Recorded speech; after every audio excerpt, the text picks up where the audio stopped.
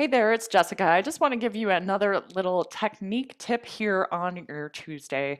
So, when we're twisting the body, we need to create length and space in order to take advantage of our full range of motion. So, very common spinal twist. I'm taking my right hand behind me, I'm taking my left hand to the opposite knee. And oftentimes, what I find with students is that they're still kind of in this a bit slumped forward position, and then they try to turn, and there's just not much space for them to go. So instead, I'll offer the instruction, inhale, lengthen up, create space first.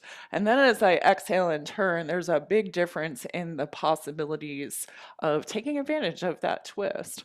I'll show it on the other side one more time. So left hand's coming behind, right hand to the knee. Instead of just trying to turn, first lengthen up, create that space in the spine. And then as you exhale, turn to maybe look over your shoulder.